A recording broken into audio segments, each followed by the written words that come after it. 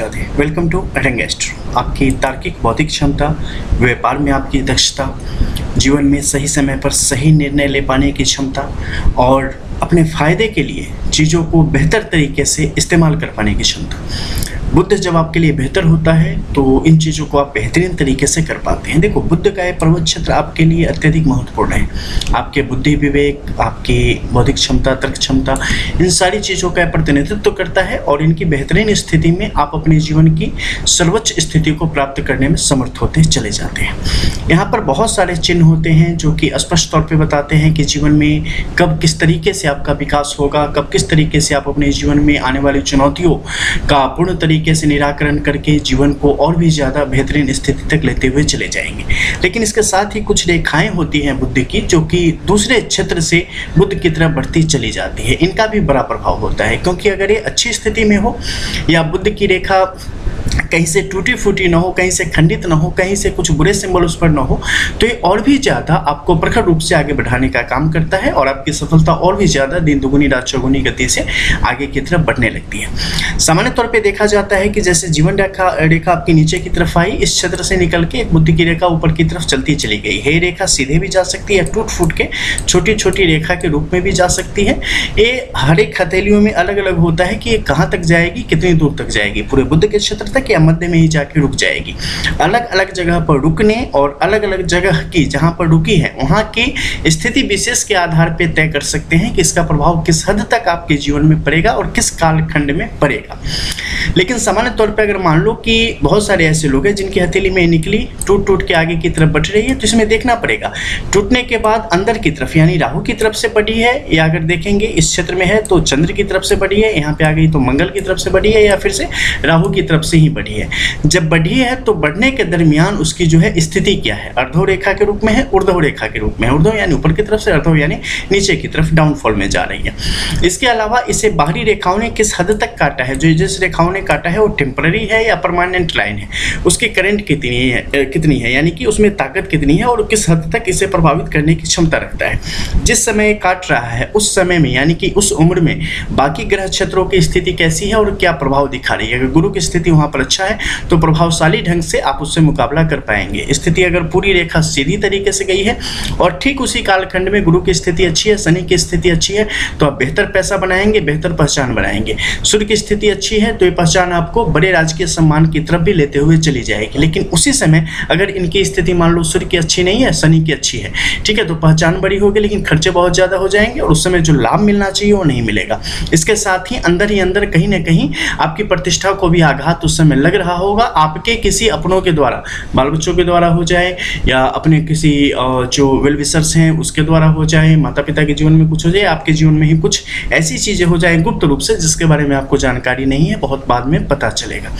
तो ऐसे युगों को बढ़ाने का काम करती है। तो अलग अलग क्षेत्र में एक ही लाइन, एक ही व्यक्ति के जीवन के एक कालखंड में विभिन्न प्रकार के जो आपके जीवन में चुनौतियाँ या बेहतरी आने वाली है या जो कुछ भी आने वाला है, उन सारी चीज़ों को स्पष्ट तौर पर दिखाने का काम करता है। बहरहाल जब यहाँ पे हम हैं तो आज जिसकी बात कर रहे हैं वो खास रेखा है। जैसे कि यहाँ से जीवन रेखा है ना,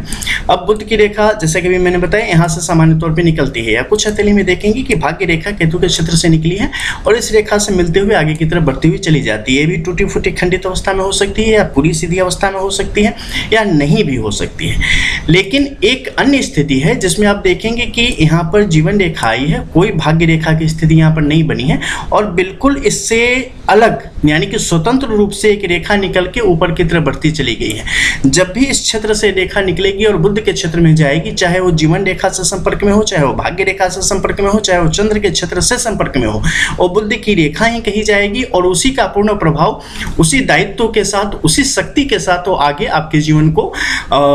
एक तरीके से संबंध करने का काम करेगी और आपके जीवन में उसका प्रभाव आएगा। तो जब भी ये स्वतंत्र रूप से बढ़े, चंद्र के क्षेत्र से बढ़े, चंद्र का क्षेत्र बेहतर स्थिति में हो और बुध की रेखा अच्छी तरीके से ऊपर बढ़ रही हो, कहीं टूटी फूटी ना हो, किसी बुरी रेखा ने इसे, जैसे यव रेखा ने, जैसे क्रॉस के साइन ने इसे कहीं भी न छुआ हो, बुध का ये पर्वत क्षेत्र अच्छी स्थिति में हो, तो ये रेखा इतनी बलशाली है कि ये व्यक्ति को कहाँ लेके जाएगी इसका आप अंदाजा भी नहीं लगा सकते। एक रोड के बंदे को ये इंडस्ट्रियलिस्ट के रूप में या औद्योगिक क्षेत्र में या बिजनेस के क्षेत्र में ये बहुत बड़ी ऊंचाई तक पहुंचा देती है, बिल्कुल समझ लो रंग को राजा बना देती है, ऐसी स्थिति आ जाती है। ऐसे लोगों को कभी भी किसी छोटे कार्य में अपने आप को नहीं फंसाना चाहिए, किसी नौकरी में भूल के भी नहीं फंसाना चाहिए, अपने आप को पूर्ण तौर पे व्यवसाय को समर्पित कर देना चाहिए, अपनी बुद्धि बल को समर्पित कर देना चाहिए, और जो मन में है, जिसके लिए आप बने हैं, उसके लिए तन मन धन से लग जाना चाहिए, क्योंकि आप कभी पीछे नहीं आएंगे, कभी आपके जीवन में जो है ना वो निराशा नहीं आ सकती है। आप सिर्फ सफलता और बहुत बड़ी सफलता के लिए बने हैं, जिसके अंदर में 10,000, 20,000 और 50,000 लोग काम करें, जो कि मतलब बहुत ज़्यादा जिसे कह सकते हैं रोजगार सृजित करने का काम करें, सृजन करने का काम, ऐसी स्थिति को दिखाता है। ये आपके जीवन में बहुत बड़े बदलाव को दिखाता है, जिसके बारे में कई दफ़े आपके पास शब्द नहीं हो सकते, आप सोच भी नहीं सकते, ऐसी स्थिति को ये लेके जाता है। अब सवाल उठेगा कि अगर भाग्य रेखा उस समय नहीं है तो भी क्या ऐसी स्थिति आती है? बिल्कुल। अगर आपके प्लैनेट्स की यहाँ की मूवमेंट सही तरीके से चल रही है, बुध का है बिल्कुल प्रखर स्थिति में, बिल्कुल तेजस्वी स्थिति में यहाँ पर उपस्थित है, उस समय अगर आपकी भाग्य रेखा नहीं है तो इसे गलत मत मानना, क्योंकि भाग्य रेखा की भी शक्ति उस समय इसी में समाहित होगी और ये उसी प्रकार से काम करेगी, डबल शक्ति लेके काम करेगी, ठीक है। और जैसे ही ये चंद्र के क्षेत्र से निकली है, मन पर बहुत बड़ा काबू होगा जातक का, बड़ा जो है नियंत्रण होगा जातक का यहाँ पर, और ये आपको मतलब समय का जो सही सदुपयोग होता है ना, समय का जो सही तरीके से पकड़ होनी चाहिए, वो आपके लिए बना देने का काम करता है, और जीवन में तमाम प्रकार के अवसरों का फायदा उठाते हुए आप अपने जीवन को बिल्कुल जो है सुफर से अर्श की तरफ लेते हुए चले जाते हैं और तमाम प्रकार की ऊंचाइयों को यहाँ पर प्राप्त कर लेते हैं। अब मान लो कि ऊपर के क्षेत्र में कुछ रेखाएं स्वतंत्र रूप से बनी हुई हो, इस पर ध्यान देना। यहाँ पर अगर ऊर्ध्व स्थिति में रेखाओं की स्थिति है, 1 से 3 तक की संख्या में है, बहुत अच्छा है, विभिन्न प्रकार के कार्य में आप सफल होंगे, सिर्फ एक ही बिजनेस में नहीं, अलग अलग प्रकार के बिजनेस की तरफ भी आप बढ़ते चले जाएंगे। इसके अलावा सूर्य की जब भी ऐसी स्थिति बने तो सूर्य की कुछ खास स्थितियों को जरूर देख लेना। सूर्य की जो भी रेखा हो ऊर्ध्व स्थिति में हो, यानी ऊपर की तरफ बढ़ रही हो, और ऊपर बढ़ने में जो भी सहायक रेखाएं हैं वो भी स्पष्ट तौर पर ऊपर बहुत सारी यहाँ पर सहायक रेखाएं छोड़ रही हो, ठीक है। जैसे कि मान लो ट्राइडेंट की जैसी शक्ल आपको दिखने लगे, या बिल्कुल ऐसी स्थिति ऊपर की तरफ बढ़ती हुई लकीरें जैसे कि बिल्कुल जीवित है, सजीव स्थिति है, ऐसी जब भी दिखने लगती है तो ये रेखाओं के बल को, पर्वत क्षेत्र के जो बल है उसे बढ़ा देगी, और इसके कारण क्या होगा कि आप धन से, बल से, मानसिक तौर पे और समाज से, परिवार से, हर तरीके से आप मजबूत बने रहेंगे। कहीं से भी कोई कमी नहीं आएगी, कहीं से भी कुछ ऐसा नहीं आएगा जिसके कारण आप कमजोर पड़ जाए, ठीक है। और आपका जो आत्मबल है, सूर्य यहाँ पर काफी बेहतर काम करेगा, आत्मबल, मनोबल, धन बल, ठीक है, तब बल सब आपका यहाँ पर काम करेगा और आपके लिए चीजों को आपके अधीन करता हुआ चला जाएगा।